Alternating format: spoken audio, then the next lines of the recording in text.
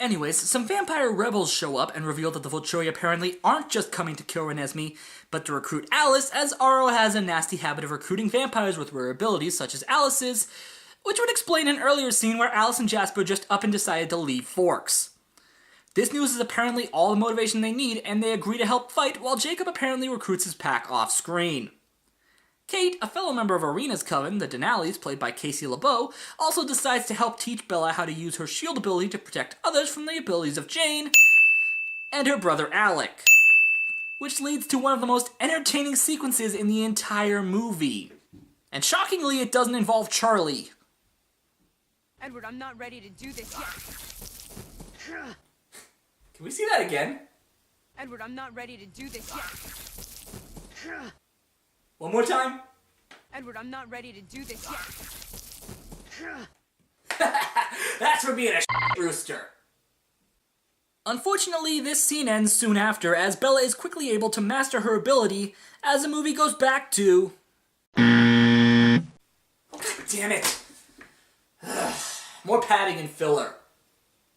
After that, Bella drops Jacob and Renesmee off with Charlie, who seems to have taken his granddaughter's growth spurt quite well, considering the fact that the last time he saw her, she was still an infant. Bella then heads off to a friend of the Cullens at the request of a note left by Alice to pick up some new IDs that Jasper ordered for Jacob and Renesmee, revealing to Bella that they're the only two that will survive the Volturi's attack. Which, admittedly, would add some great tension here, if not for the fact that in the first movie, Edward reveals that Alice's visions aren't really set in stone, and can be changed if the person she sees changes their mind or some crap like that. The point is, this plot point, entirely pointless. Sometime later, around Christmas time to be exact, the Cullens and the Quillettes arrive at the field where Alice said the Volturi would appear, which they do. Also, if the build from Eclipse has taught me anything, we're gonna get an awesome war scene. But, knowing this series, there's gonna be some bullcrap cop-out ending to ruin it.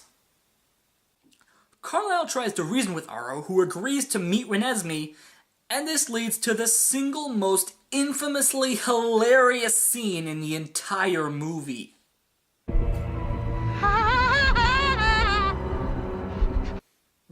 The hell's with that laugh?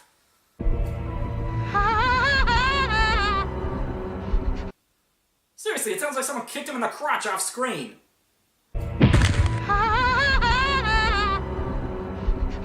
Anyways, Renesmee meets Aro in his rape face, and after learning that she is in fact a crossbreed, well...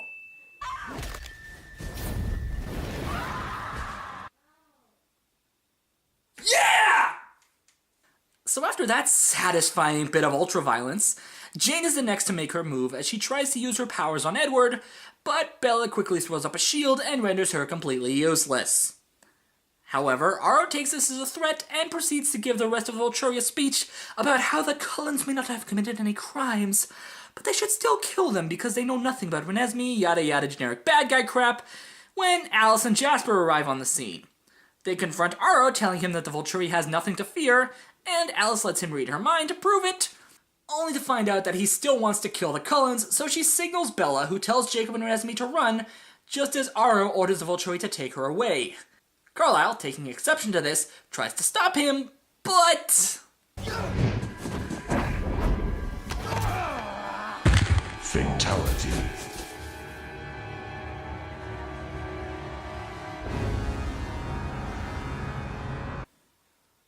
And it's here that the director decides to take a few creative liberties with the story.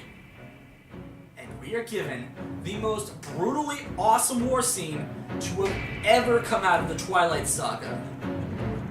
Hit it!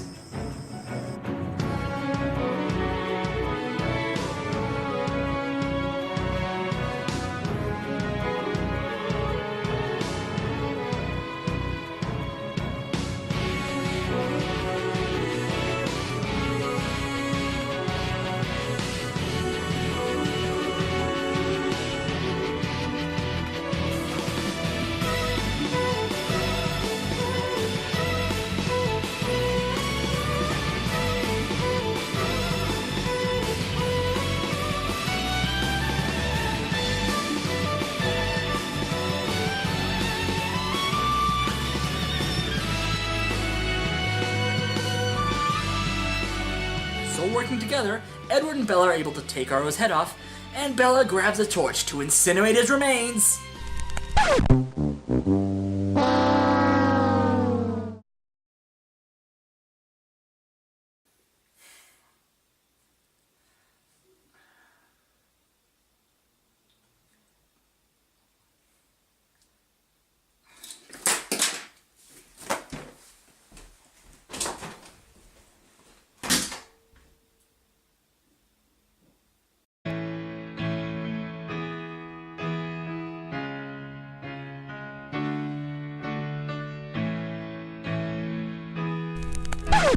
Oh, no, no, no, no, no, no, no, no, no.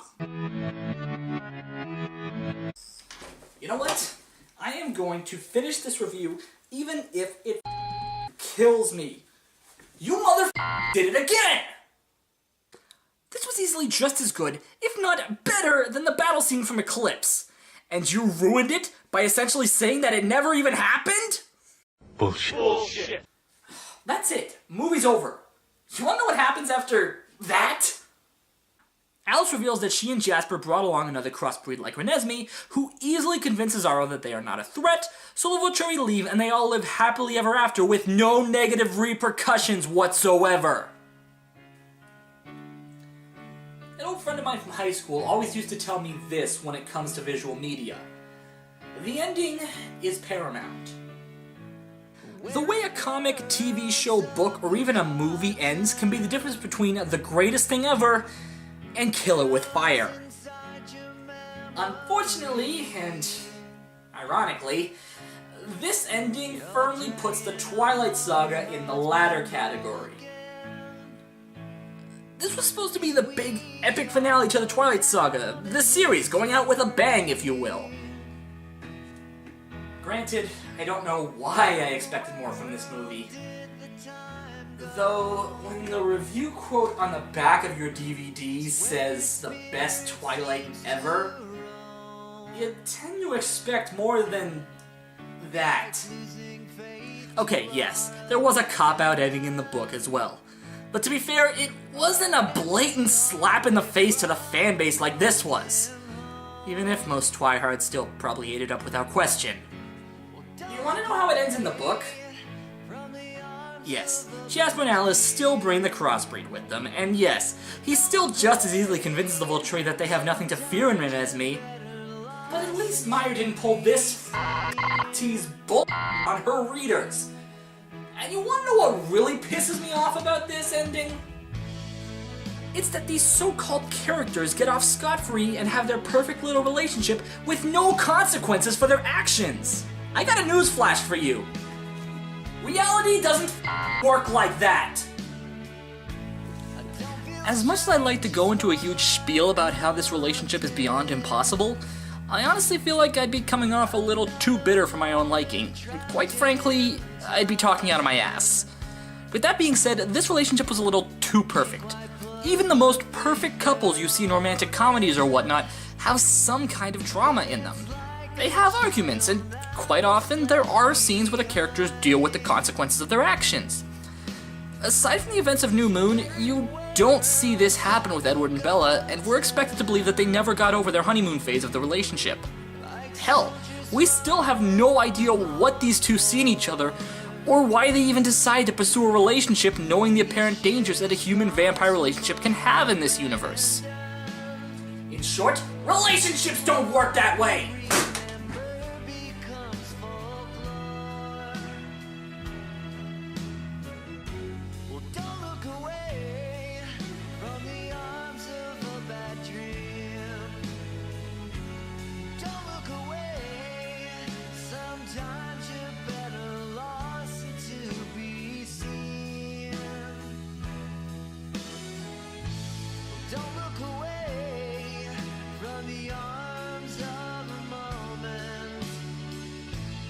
Don't look away from the arms of tomorrow.